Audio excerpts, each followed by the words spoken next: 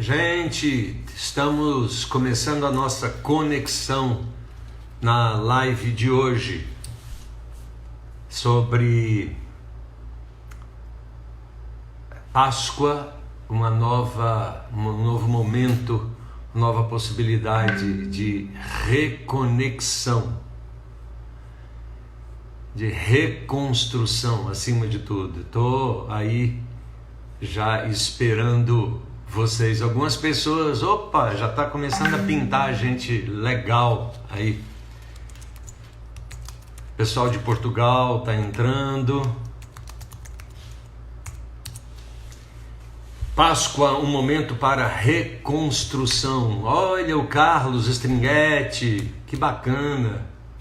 Pingo de gente, a Larissa.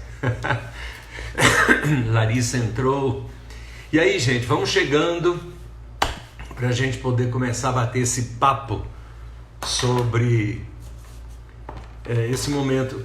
O pessoal que está chegando agora, só para contextualizar um pouquinho, eu quero bater um papo com vocês, trocar essa ideia, né, da Páscoa. Então, hoje a gente vai falar um pouco mais desse sentido relacional que a Páscoa traz para nós, muito mais do que questões gerenciais, organizacionais, nada disso, né?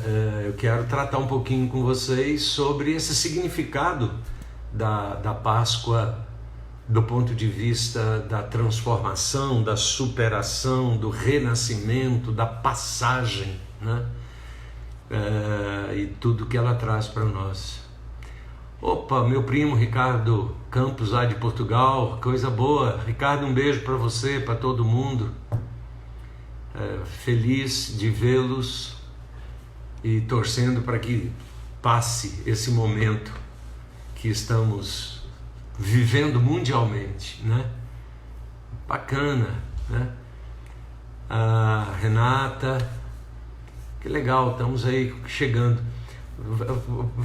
Se vocês quiserem, coloquem alguma questão aí no texto para a gente ir comentando. Olha o Wesley, que bacana.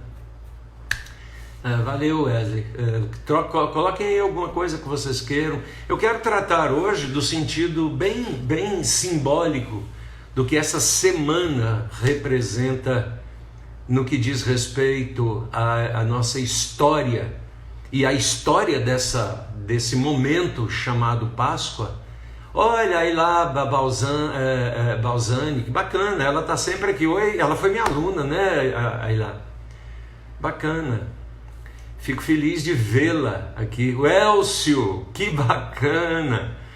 O Elcio, um pastor luterano do coração, muito do meu coração. Coisa boa. Você ainda está no Mato Grosso, né, Elcio? Coisa boa. Fico feliz de vê-los transitando aqui comigo. Muito bacana. Mas eu quero daqui um pouquinho já engrenar nesse bate-papo sobre a Páscoa e principalmente o significado que ela tem no que diz respeito às questões dos relacionamentos humanos em função dos valores, em função das éticas que estão por trás disso, né? E não necessariamente sobre os ovinhos de Páscoa, nem sobre o coelhinho. Quero tratar de coisas um pouco mais consistentes com relação a isso. Enquanto isso, a gente vai nos aquecendo, né? É interessante notar, assim, do ponto de vista das primeiras provocações, é bacana entender isso, porque a história da Páscoa, originalmente, ela nasce com a saída do povo hebreu do Egito, liderados por Moisés, depois de toda aquela confusão das 10 pragas, porque Moisés chega a história bíblica registra isso, né? Moisés chega olha, Mirtes, oi Mirtes, coisa boa te ver, né? Um cheiro para você. O povo de Deus chega para para Moisés, está ali liderando o povo hebreu, e ele quer tirar o povo hebreu da escravidão no Egito, que eles estavam lá escravos há 400 anos. E Moisés agora os lidera nesse movimento de saída, e conta a história bíblica que o Moisés chega pro Faraó e diz: olha, Faraó, eu quero tirar o meu povo. E o Faraó resiste, e aí Deus manda uma praga, 2 pragas, 3 pragas. A 10ª praga, que é a morte dos primogênitos, o povo hebreu, ele é privado disso, ele é protegido dessa praga por um sangue de cordeiro que era pintado no umbral das casas dos judeus. Aí diz o texto bíblico que o anjo da morte passava, e se ele via esse símbolo, esse sangue pintado, ele passava à frente e não causava dano àquela família, por saber que era uma família que estava protegida. Essa ideia aí, que era a ideia do Pasach, que é a Páscoa judaica, tem essa ideia básica do sangue que protege, do sangue inocente que protege. E aí o povo liberto, o Faraó tem o seu primogênito morto, né? E depois disso o povo sai e vai para o deserto, e tem aquele outro momento em que Moisés abre o Mar Vermelho. Não importa como é que isso aconteceu, mas o fato é de que o povo passa ali por aquele lugar, e depois o mar se fecha e eles se veem livres do cativeiro egípcio, e aí caminham durante muitos anos até chegar na Terra Prometida. E aí a história começa com a instalação da terra de Israel lá. Então essa é a história hebraica, né? A história cristã acontece mais ou menos no mesmo período, que é no início da primavera no hemisfério norte. Acontece mais ou menos no mesmo período, só que o simbolismo agora é outro, né?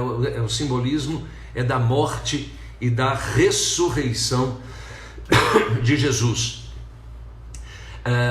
E o que é interessante, oi gente, muita gente bacana, o Vander Brito, a Rosane Vilar, que legal. Vamos chegando aí para a sala.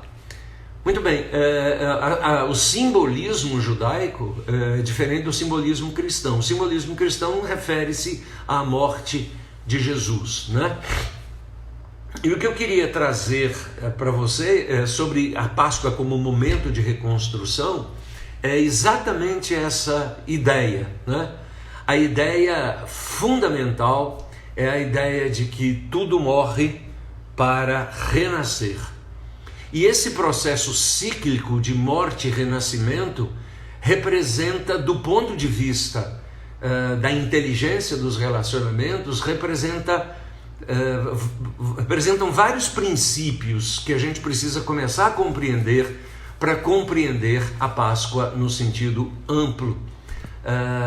Muito além para as questões da religiosidade, mas muito profundamente nas questões da espiritualidade. E aí eu quero fazer uma distinção inicial, razão pela qual eu estou abordando isso, porque a religiosidade diz respeito à forma pela qual o homem representa as suas crenças. Isso é religiosidade, né? A religiosidade, ela é um conjunto de representações que o homem construiu para mostrar para si mesmo, considerando as suas próprias limitações, tudo aquilo que acontece nesse mundo espiritual, que é bem maior, bem mais amplo do que a gente. Então, olha o Dani Cifuentes, meu querido, beijo para você. Vamos continuar juntos, como sempre estivemos.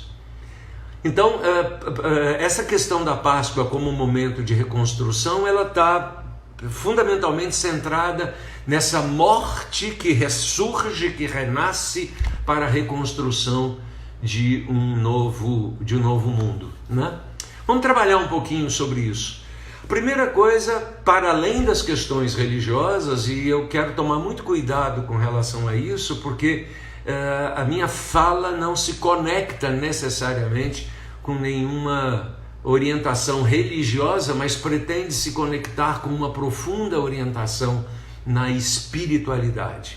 A religiosidade é uma forma pela qual o homem representa a sua crença, isso é a religiosidade. E a espiritualidade é aquele sentimento que nos conecta com esse universo aonde nós todos cremos que é regido por alguém inteligentemente maior do que nós, seja esse alguém de que forma for. E isso é fundamental. Oi, André, obrigado pela sua presença, né? André é meu parceiro na empresa, né? Estamos juntos aí, né? A Larissa também, o Marcelo Cruvinel, gente, estou muito feliz. A Marcela, todo mundo aqui comigo. Legal, gente. Então, essa primeira distinção precisa ficar clara da espiritualidade e da religiosidade. Por outro lado, considerando que todo ser humano é fundamentalmente um ser espiritual, conectado com essa espiritualidade, porque não se conhece, pelo menos até hoje, na história da humanidade, nenhum povo, nenhuma raça, nenhuma tribo, nenhuma língua que tenha sido originariamente ateia. O ateísmo é uma construção ideológica dos sistemas organizados. Então, quando a gente vai para a história natural dos seres humanos, todos os seres humanos, de alguma forma, são religiosos de alguma forma e espiritualizados no sentido de que mantém essa conexão com o universo de uma forma bem ampla, né? Então, essa é a primeira distinção que nós precisamos fazer. Mas eu quero me centrar nas metáforas presentes na história da Páscoa, não da Páscoa judaica, mas da Páscoa cristã, que diz respeito a esse momento de Jesus, do seu sacrifício, ressurreição e coisa dessa natureza. Então vamos entender isso. Teoricamente, a Páscoa tem uma série de acontecimentos na vida de Jesus, mas a Páscoa começa efetivamente no domingo de Ramos, domingo passado. Hoje, sexta-feira santa, sexta-feira da Paixão, e nós vamos ver que nessa semana que vai do domingo de Ramos, que foi domingo passado, ao domingo da ressurreição, que vai ser domingo que vem agora, nesses 8 dias, quer dizer, domingo, segunda, terça, quarta, quinta, sexta, sábado, domingo, que começa com a entrada triunfal de Jesus em Jerusalém e que a Igreja Católica convencionou chamar de domingo de Ramos, ela começa com domingo de Ramos e termina no domingo da ressurreição. Então são 8 dias que talvez tenham sido os 8 dias mais intensos da vida de Jesus. Alguns estudiosos dizem coisas maravilhosas sobre isso, no sentido de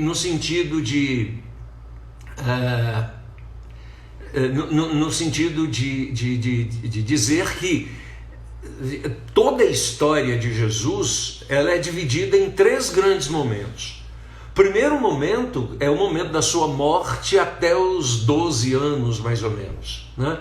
Aonde aparece ali ele criança, ele com terminando essa fase, ele com os mestres da lei, etc. Depois ele vai embora e passa aí um bom tempo que a gente não tem nada registrado nos evangelhos sobre a vida de Jesus, mas muitas especulações, etc. Só sei que dos 12 aos 30 há um certo silêncio nos evangelhos sobre a vida de Jesus. Esse é o primeiro momento. O segundo momento são os 3 anos que acontecem quando ele volta. Então ele aparece aos 30 anos, sendo batizado por João no Rio Jordão, e aí vai contar 3 anos que termina com a sua ascensão aos céus, logo depois da ressurreição.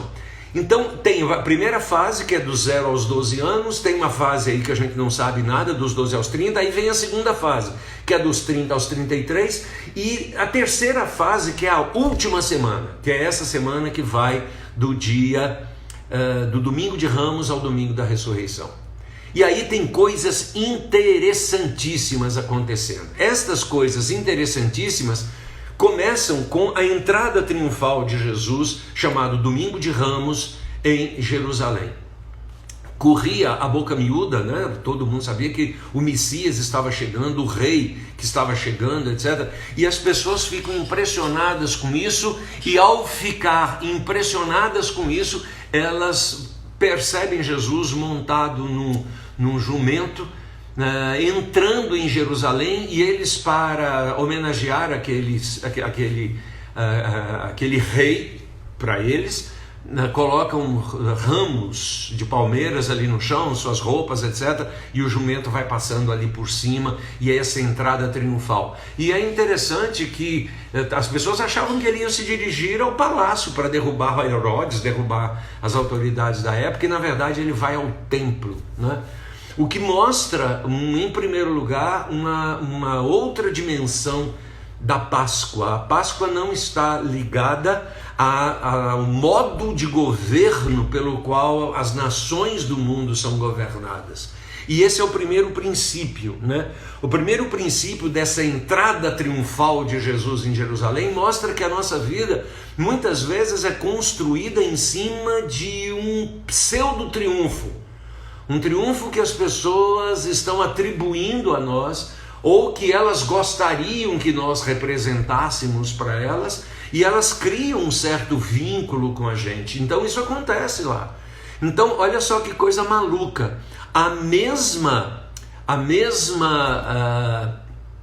população que ovaciona Jesus no Domingo de Ramos é a mesma população que na sexta-feira da Paixão, quando Jesus é crucificado, é a mesma turma que diz: crucifica, crucifica, crucifica, crucifica. Então aqui nós temos uma primeira grande lição. Não acredite no triunfo que lhe é atribuído gratuitamente, porque isso lhe será tirado gratuitamente. E é interessante que Jesus tem essa consciência, ele não se deixa envaidecer e nem perder o seu rumo em função daquela homenagem, entre aspas, que estão fazendo a ele. As pessoas estão ali dizendo: olha, o rei chegou, o rei chegou, o rei chegou. Mas Jesus sabe qual é o propósito dele, qual é o grande desafio da vida dele. E ele não se deixa iludir, ele não se deixa enganar por essas pseudo homenagens que são feitas. E aqui está o primeiro grande princípio relacional. Nós precisamos ter muita convicção daquilo que nós temos, daquilo que nós somos, para não nos deixarmos envolver pelas pseudo-pompas, pelas pseudo honrarias que nos são dadas por pessoas que estão muito mais interessadas nos seus próprios interesses do que nos propósitos aos quais nós estamos vinculados. Então, esse é o primeiro grande princípio. Tem uma historiazinha que uma pessoa estava se vangloriando muito, né? E chegou para um amigo e dizendo: olha, eu sou isso, eu sou aquilo, eu faço isso, eu faço aquilo, né? E aí essa pessoa, um sábio, vira para ele e diz assim: meu amigo, você lembra quando Jesus entrou em Jerusalém e todo mundo estava colocando lá palmeiras para que o burrinho passasse, aquela coisa toda? O pessoal diz: lembro sim, eu conheço a história. Ele diz: pois é, o burrinho pensava que era para ele, né? Essa história é uma anedota que mostra o seguinte: você precisa ter consciência de quem são as pessoas que verdadeiramente te admiram, para você não cair nas emboscadas do falso triunfo. Isso acontece no Domingo de Ramos, e é uma denúncia que Jesus faz: eu não vou ao palácio, eu vou ao templo, porque o meu poder, o meu reino vai se instalar a partir de outros paradigmas que não os paradigmas da política convencional. E Jesus deixa isso muito claro: o meu reino não é desse mundo, não usa as armas desse mundo. E esse é o primeiro princípio. Se você quer celebrar a Páscoa, utilize as armas do amor e não as armas do poder, conforme ele é instituído. Isso é uma relação muito bacana. Na segunda-feira vai acontecer uma coisa bem interessante, né? Acontece muitas histórias na segunda-feira, mas na segunda-feira Jesus vai andando por Jerusalém e ele dá de cara com uma figueira e ele está atrás dos frutos daquela figueira e ele olha para a figueira e a figueira está sem frutos, ele amaldiçoa a figueira. Oi, Pablito, coração enorme, batendo aqui de emoção de te ver aqui na rede com a gente. Continua, meu amigo. Beijo. Pablito é um amigo do coração, muito antigo. Não que ele seja velho, ele é uma criança. Mas então na segunda-feira acontece essa brincadeira, né? Jesus olha para a figueira e a figueira não tem frutos e ele amaldiçoa a figueira, dizendo: olha, você deveria ter frutos e não tem, por isso a figueira seca. A metáfora que está por trás disso está conectada com a entrada triunfal. Na entrada triunfal, Jesus rejeita aquela falsa homenagem e ele está mostrando agora, com essa história da figueira, ele está mostrando agora o seguinte: olha, se você fala, você faz. Ou seja, as pessoas são medidas pela capacidade que elas têm de entregar aquilo que elas estão efetivamente falando. Então, nós temos aqui uma relação entre ser e fazer, que é uma relação direta. Oi, filha, a Tirza está participando aqui com a gente, minha filha querida, meu amor primeiro, seja bem-vinda. Então, na segunda-feira acontece isso, né? Acontece essa relação que Jesus vira para a figueira e diz: olha, você é uma figueira, você tem que dar frutos e você não dá frutos. E aqui vem o segundo princípio. O primeiro princípio, portanto, que é o domingo de Ramos, é: não acredite no triunfo banal, não acredite nas homenagens falsas, tenha consciência de quem você é. Segundo princípio que acontece na segunda-feira, que é o dia que Jesus amaldiçoa a figueira, é assim: olha, tira da sua vida as palavras, o que ela sobra? Vou fazer essa pergunta de novo. Tira da sua vida o discurso, tira da sua vida as palavras, tira da sua vida a conversa. O que sobra? Quais são os seus atos verdadeiros de construção, de entrega, de acolhimento, de suporte? Ou seja, fazendo a pergunta do ponto de vista claro, né? Quais são os frutos reais que a sua vida está gerando para o mundo e para a geração a qual você vive? Eu gosto muito disso porque nós somos responsáveis pela geração na qual vivemos. Eu quero crer que eu preciso dar ao mundo a contribuição decorrente do fato de estar no mundo nessa geração. Por isso, cada um de nós é convidado a frutificar. Se você não frutifica, não há razão para a existência. Então nós devemos questionar muito o nosso papel, né? De como é que esta coisa funciona. Esse é o segundo princípio, o princípio da coerência entre o falar e o fazer. O terceiro princípio, que vai acontecer na terça-feira, é a pequena oferta e o grande significado da viúva. Jesus vai ao templo e lá acontece uma situação muito interessante. Os ricos, os poderosos da época, dão as suas ofertas picadinhas ali, dão um dinheiro para a sustentação daquela coisa toda, e Jesus observa uma viúva que só tinha uma moeda, e ela, na verdade, ela coloca essa moeda no gasofilácio, coloca essa moeda lá no cofre, e era a única que ela tinha. E essa moeda que ela coloca lá, por ser tudo que ela tinha, ela é capaz agora de simbolizar com isso a sua própria vida, né? Então, quando a gente coloca esse princípio que é a pequena oferta e o grande significado, tem uma pergunta por trás disso que é muito importante. Diz assim, é efetivamente expressão, a sua vida é efetivamente expressão do que você crê? Porque esse terceiro princípio diz assim, olha, aquela mulher não tinha fortuna, não tinha nada, mas ela dá o que é essencial para a vida dela.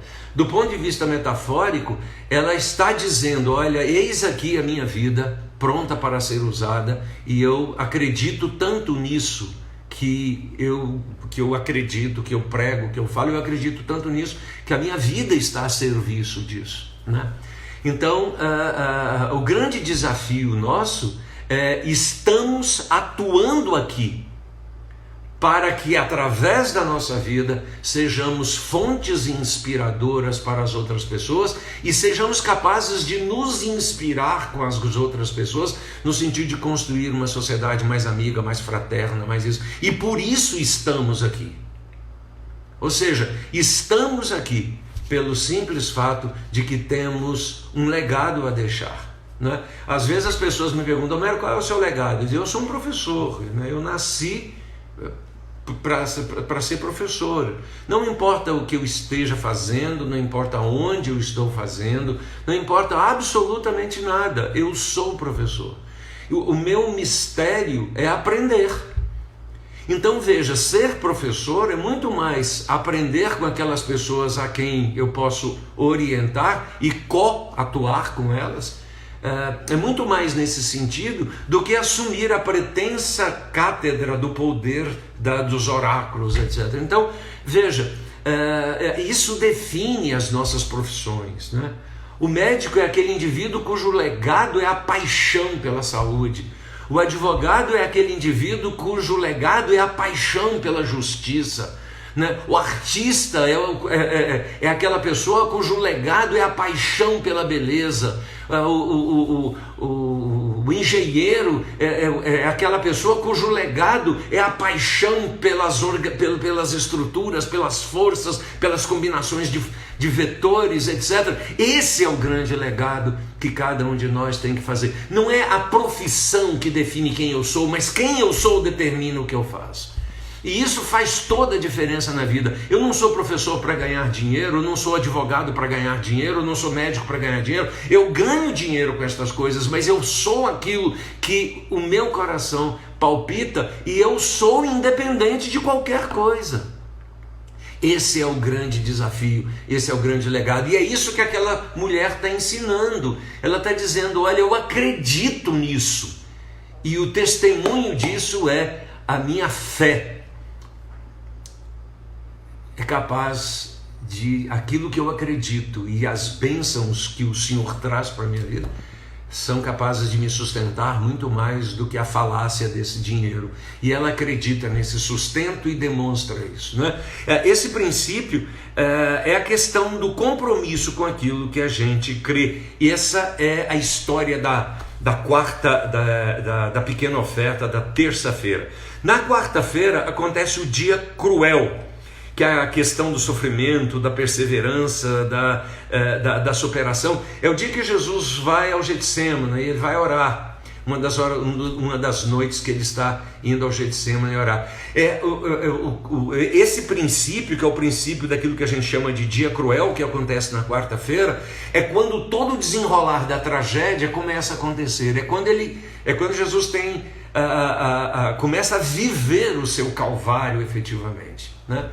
É quando ele começa a perceber a grandiosidade daquela missão e o desafio que ele tem de superar as próprias forças que estão agindo contra ele. Muitas vezes a gente fica pensando que a tentação de Jesus só se deu lá quando ele passou os 40 dias sendo tentado, aquela coisa toda, e no final o diabo aparece para fazer as ofertas para ele e Jesus nega todas aquelas ofertas. Jesus é treinado, Ele passa por toda a sua vida dizendo não a essas tentações. E aí na quarta-feira, que é o dia chamado Dia Cruel, é o dia em que essas forças estão mais terríveis, né? E por serem mais terríveis é a hora que exige dele a maior dedicação, a maior entrega, a maior oferta, a maior convicção. E aí vem o outro princípio, que é como você suporta os dias maus. Como é que você suporta os dias maus? Esse é o grande desafio que nós temos na vida. Eu gosto de contar uma historinha, e eu vou resumi-la aqui agora por questão de tempo, mas veja, muitas vezes a gente diz para as pessoas, assim, nos casamentos, né? Eu prometo ser fiel para você na alegria, na tristeza, na saúde, na doença, na riqueza e na pobreza. Na saúde é fácil, na riqueza é fácil, na alegria é fácil. O difícil é manter a convicção, manter a promessa na tristeza, na pobreza e na doença.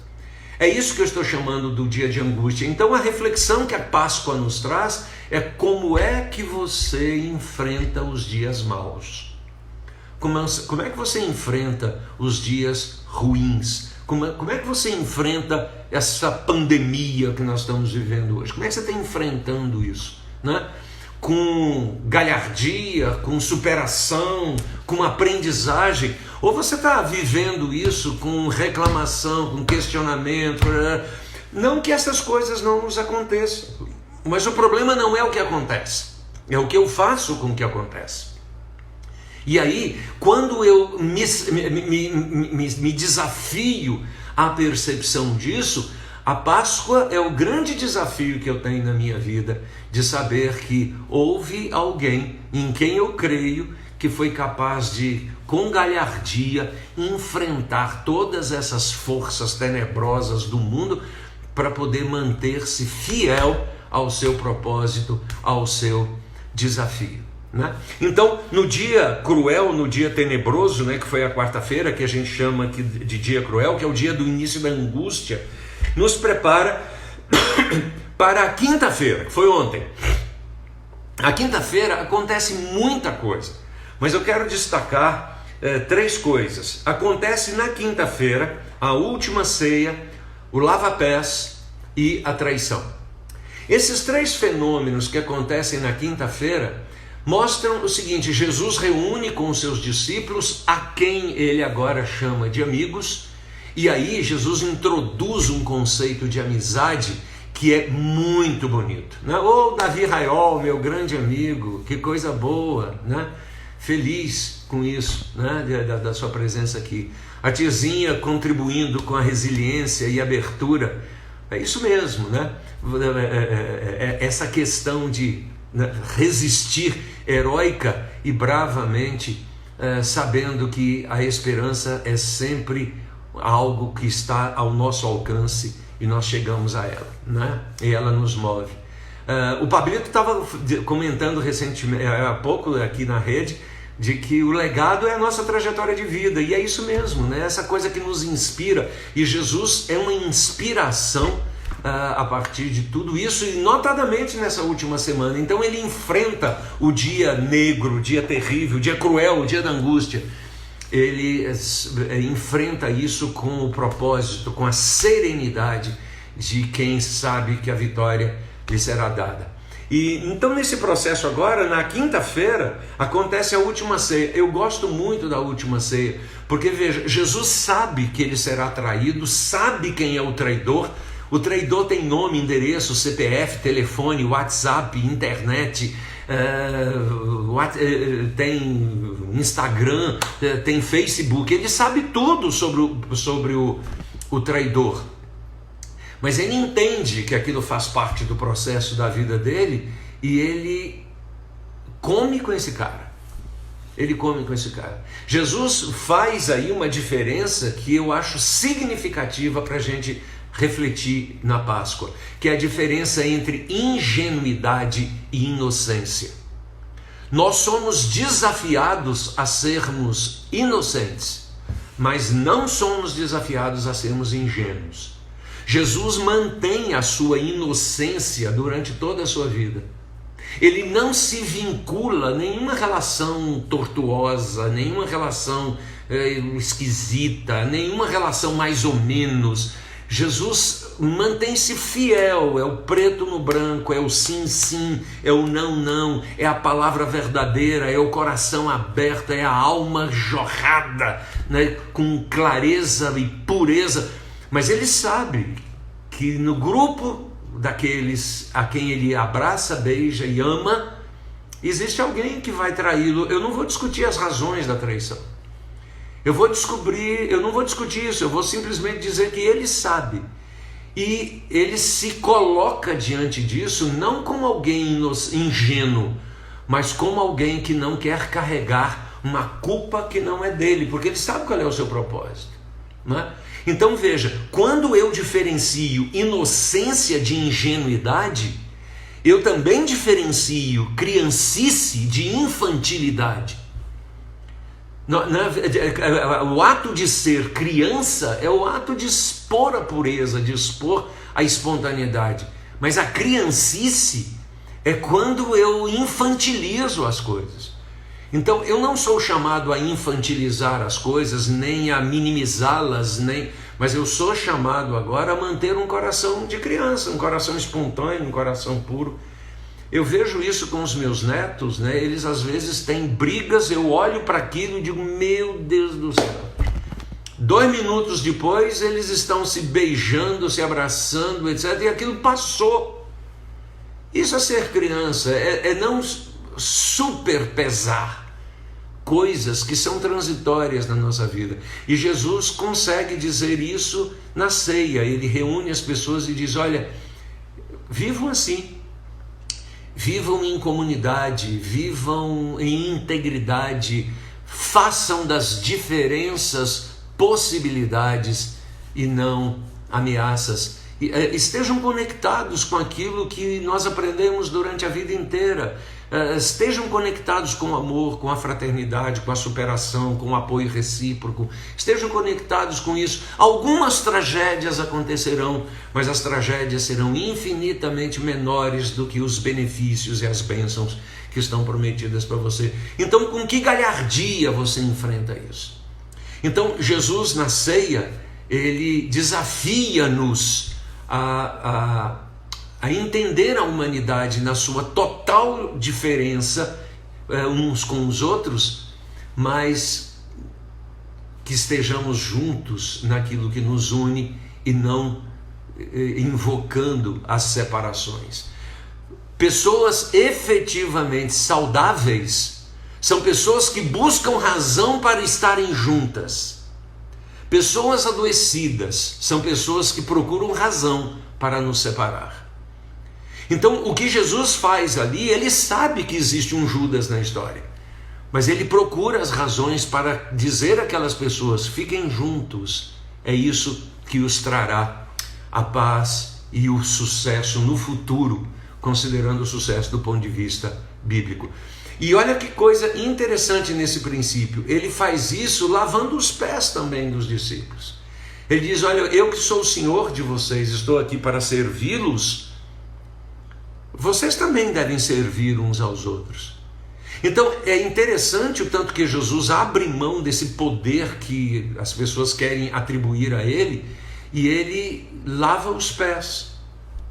A pergunta então que está presente nesse princípio da quinta-feira santa, né, que é a última ceia, o lava-pés e a traição, é a questão do servir e do acolher. Então a pergunta que você precisa responder é o seguinte: a sua vida está a serviço da comunidade, das pessoas, etc. Você se veste com as roupas do servir, ou você está atrás de ser servido? Esse é um grande paradigma que nós temos que quebrar, que é um paradigma natural do mundo, mas que na reflexão da Páscoa, que deve perpassar a nossa vida, é um paradigma que muda, mas muda da água para o vinho. Estamos habilitados a servir? Estamos habilitados a servir? porque é no exercício do serviço que eu me presto à humanidade. Eu nasci nesse mundo para servir ao outro. É óbvio que os outros também vão me servir, mas o meu foco está em servir. E é isso que Jesus mostra quando ele lava os pés dos discípulos. Ele diz: olha, tudo isso que eu ensinei para vocês, tudo isso que nós vivemos juntos, só faz sentido se vocês colocarem a vida de vocês a serviço da vida do mundo que nós estamos vivendo. Então responda: a sua vida está a serviço de alguém? Nesses dias de quarentena, eu tenho escutado muita gente desesperada, e eu gostaria de fazer a estas pessoas desesperadas o desafio do serviço. Sirva. Às vezes as pessoas me perguntam assim: mas como é que eu faço para poder ter um papel na sociedade? Eu digo: sirva com o que você sabe, sirva com o que você julga ter com riqueza, faça com que aquilo que você aprendeu, que aquilo que você estudou, esteja a serviço das pessoas. E estar a serviço das pessoas faz com que a gente assuma um papel inexorável nesse corpo, nesse organismo chamado humanidade. O que Jesus queria nos ensinar de fato era dizer o seguinte: gente, preste atenção nisso. Você tem um DNA único. Nunca houve ninguém como você, nunca haverá ninguém como você, e não há ninguém como você. Você já perguntou por que você tem obrigatoriamente que ser único? Você tem que ser único por uma única razão.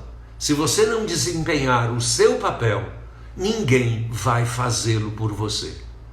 Eu gosto muito de uma reflexão que Humberto Maturana faz, e eu escutei Humberto Maturana falar isso quando eu estudei com ele. Eu estava estudando lá no México, fazendo curso de coaching, e o Maturana deu uma aula para a gente lá, e ele disse uma frase, uma reflexão que eu gosto muito. Ele diz o seguinte: eu não sou o oceano, eu sou apenas uma gota no oceano, mas sem mim o oceano está incompleto.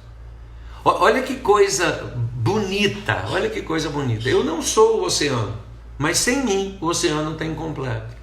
Eu sou uma gota, mas sem essa gota está faltando uma gota. Esse é o projeto do seu DNA. Assim como você é único no seu organismo, você é única no seu psique, você é único na sua forma de perceber a realidade, portanto você é único na sua entrega.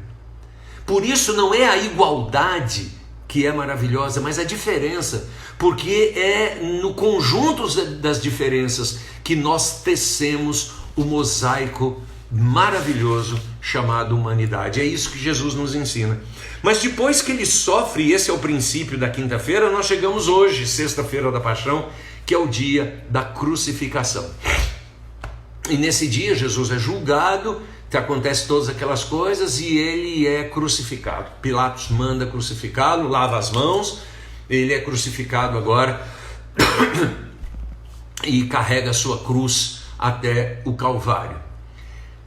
Tem uma cena que o Mel Gibson coloca naquele filme chamado Paixão de Cristo, que eu recomendo que vocês assistam.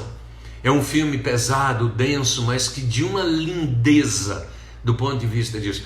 Jesus faz uma coisa interessante: Jesus é preso e é torturado, é espancado, é vilipendiado, e quando ele sai com aquela cruz nas costas, todo deformado, todo sangrando, todo, né?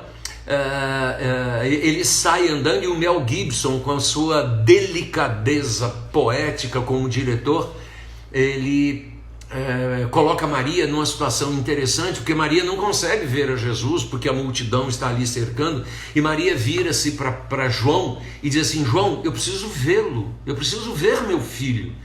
E João vira para Maria e diz assim: vem comigo. Isso está nesse filme chamado Paixão de Cristo. Diz: vem comigo. E ela sai correndo pela cidade, e eles chegam num lugar aonde tem um vão, e Jesus vai passar do outro lado carregando a cruz, e ali é o momento que ela consegue vê-lo. E aí Jesus vai carregando, caindo com a cruz, todo deformado, todo ensanguentado, todo sofrido. E Maria com João chega naquela, abre aspas, janela arqueológica. E Jesus está passando por ali naquele momento. E na hora que ele a vê, e na hora que ela o vê, ele olha para a janela e os dois se tocam no olhar. E aí ele solta aquele sorriso lindo e vira para ela e diz: mãe, veja como eu faço novas todas as coisas. O que ele está dizendo é: mãe, eu estou sofrendo, mas eu estou dando um novo significado ao sofrer. O meu sofrer não é inútil, o meu sofrer é por uma causa maior. O meu sofrer é pelo grande desafio da novidade. O meu sofrer é para redimir o mundo. Esse talvez seja o grande desafio de fazer novas todas as coisas. E aí que esse grande desafio que acontece no momento da crucificação, esse desafio é o desafio que nós precisamos responder à seguinte pergunta. Veja, ela é terrível.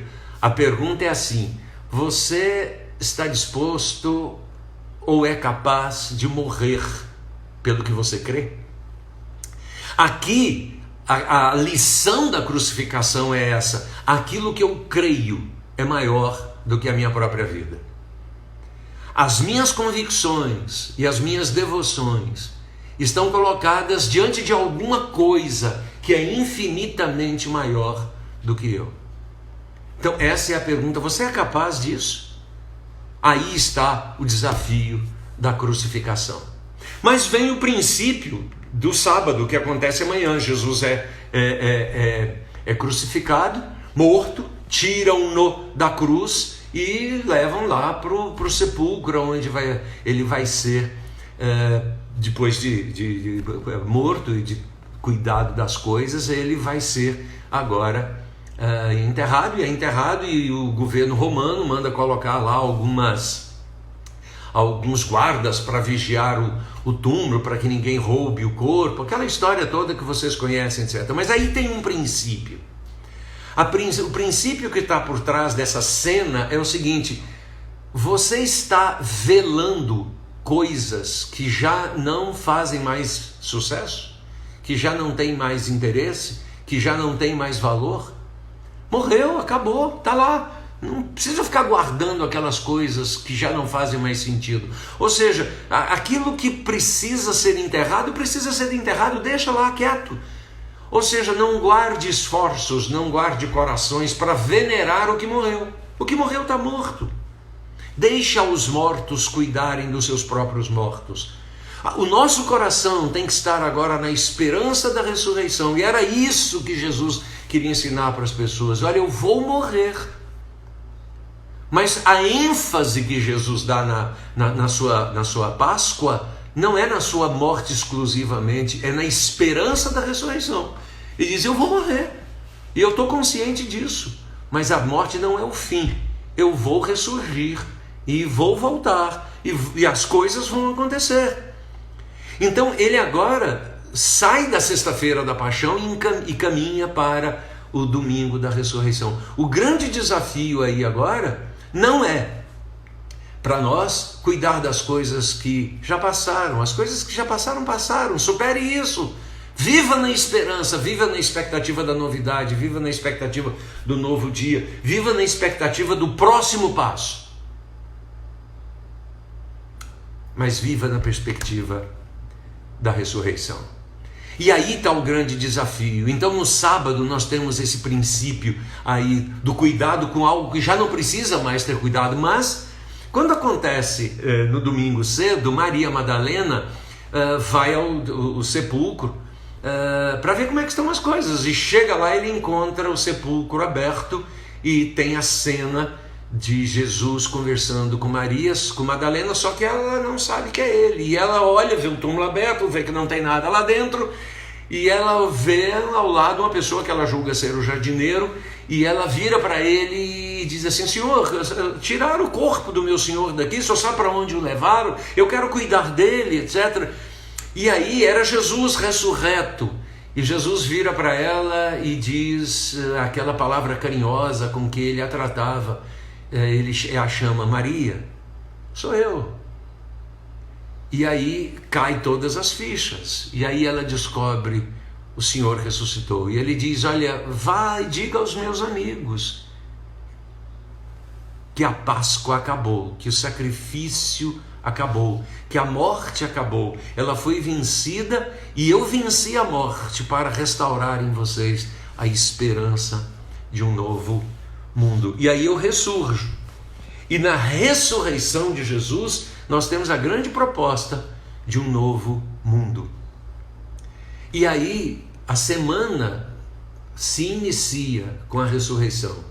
Então nós saímos da sexta-feira da paixão e vamos para o domingo da ressurreição, aonde logo de manhã o sol brilha, a ressurreição traz a esperança e a gente agora é capaz de olhar para aquele mesmo mundo com os olhos de quem está disposto a ter uma vida a serviço da vida, de ter um compromisso com a integridade, com a gratidão, com a generosidade, com a comunidade, com respeito às diferenças, com a generosidade coletiva que faz com que a gente se cuide mutuamente, para que no futuro as pessoas olhem para esse grande grupo que entendeu o processo da ressurreição de Jesus como sendo o renascer da esperança. E estas pessoas dizem umas às outras: vejam como eles se amam. Eu fico muito feliz com essa reflexão, porque essa reflexão tem sido o meu grande desafio da vida. Eu confesso a vocês que quando eu estava preparando esse texto para compartilhar com vocês, eu muitas vezes, e a maioria das vezes, eu me peguei assim dizendo: puxa vida, eu não sou nada disso. E estou dizendo isso para vocês não é com uma falsa modéstia, não, é com um profundo senso de conhecimento. Eu não tenho nada disso. Nada disso aqui são atributos meus ou virtudes minhas, mas prossigo para o alvo. Isso é a mensagem que mobiliza o meu coração, que encandece a minha alma, que acende a minha vida e que me inspira a ser professor.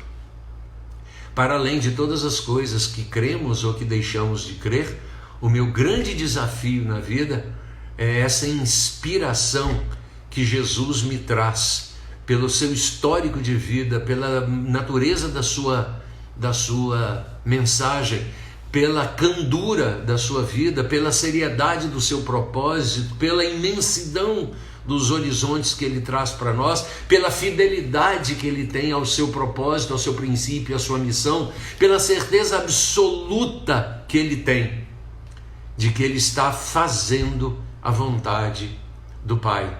E isso jamais lhe será tirado e será esse o seu legado.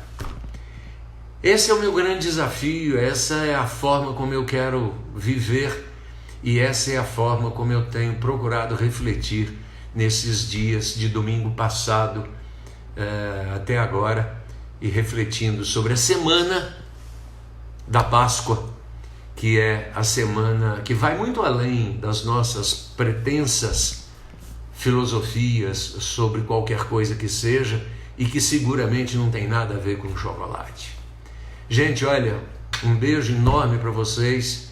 Fiquei felicíssimo com a quantidade de gente aqui. Olha, a Carla tá com a gente aqui, a Aninha, que coisa boa. Gente, olha, muito bacana, muita quem, a Larissa, quem mais aqui, hein? A Luciana Salomão, que coisa bacana. Minha esposa querida, Lianinha tá aqui com a gente o tempo inteiro, né? Meu coração pulsa. Algumas pessoas estão me perguntando aí, nós vamos gravar essa live, está sendo gravada e a gente vai disponibilizar no YouTube. Me parece que foi o Pablito que perguntou sobre isso. Pablito, eu estou feliz com o seu café lá perto da minha empresa, e com esse negócio da gente estar fechado, eu tenho deixado de tomar o gracioso café seu. Luciana Salomão, a Lu, Que coisa boa. Gente, ó, eu vou encerrando aqui a live, agradecendo demais a vocês, toda a presença na sala, os comentários. Eu gostei aqui de uma expressão da Mia, né?